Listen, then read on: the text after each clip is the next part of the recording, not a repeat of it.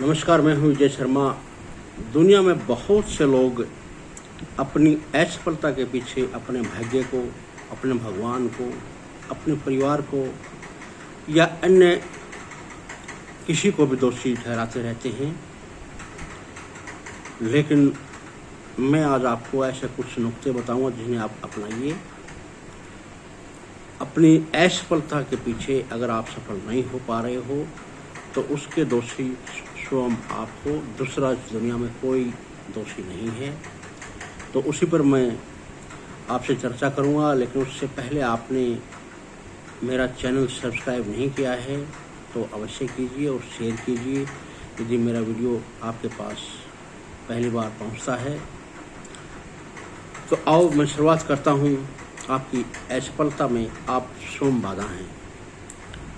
सबसे पहले तो आप आत्ममंथन कीजिए कि मैं क्या हूँ, मैं कौन हूँ, मैं क्या करना चाहता हूँ, मेरी मंजिल क्या है, मुझे क्या करना चाहिए, कौन सा रास्ता अपनाना चाहिए।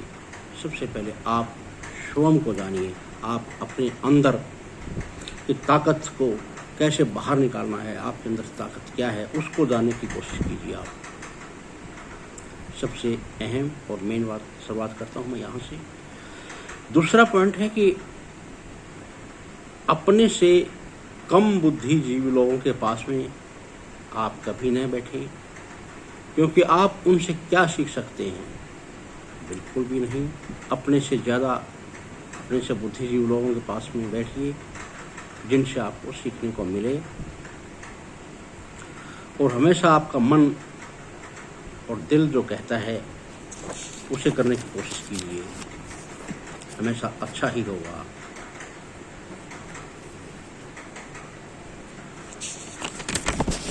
और कभी भी भविष्य की चिंता मत कीजिए।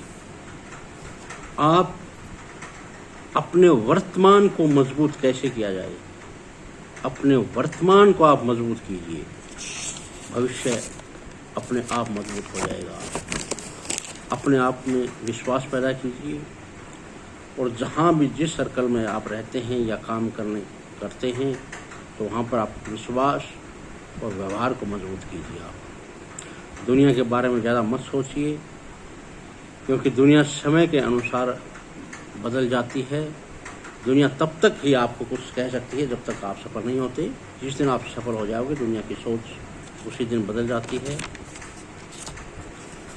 अगर आपने किसी को पैसा उधार दिया है तो आप उससे समय पर वापस मांगे।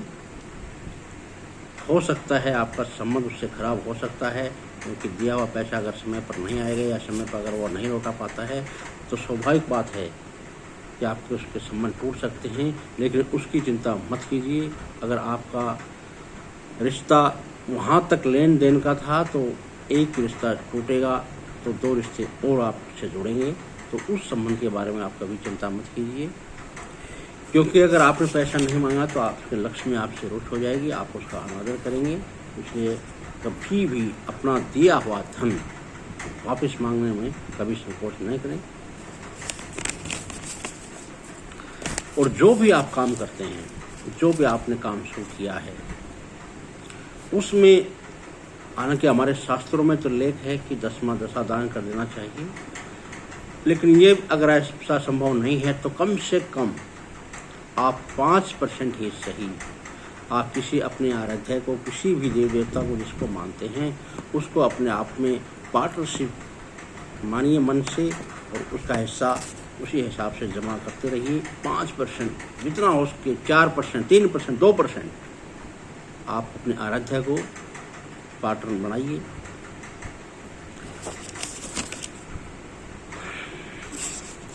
ये विशेष बातें हैं जो इनको आप अपने ध्यान में रखोगे तो आपको सफल होने से कोई नहीं रोक सकता। अपने आप को भी समय दीजिए, आत्ममंथन कीजिए, अपने अतीत में जाइए, अपने सगे संबंधियों के बारे में सोचिए, जिससे आपको और आत्मशक्ति मिलेगी और आप मजबूती के साथ आगे बढ़ेंगे। और कभी भी किसी की भी आप मदद करते हैं अपने सगे संबंधी मित्रगण की, तो 3 समय पर ही आप उनकी मदद कीजिए। चाहे वो अपना मकान बना रहा हो उस वक्त, घर में लड़की की शादी हो उस वक्त, या कोई किसी गंभीर बीमारी से पीड़ित हो चुका हो, सिर्फ 3 समय में ही आप किसी भी अपने मित्र सगे संबंधी की मदद कीजिए। उसके अलावा आप किसी प्रकार से कोई मदद करते हैं तो आप समझो अपने संबंधों को उसी दिन से तोड़ देते हैं।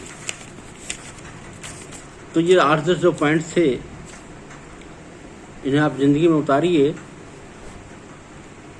तो आपको सफल होने से कोई नहीं हो सकता। हमेशा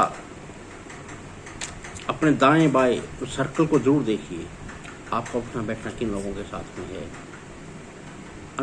अगर आप पढ़े लिखे हैं, स्वाभाविक बात है, तो अनपढ़ लोगों में मत बैठिए, वहाँ अपने से ऊंचे लोगों में बैठिए जहाँ से आपको कुछ सीखने को मिले।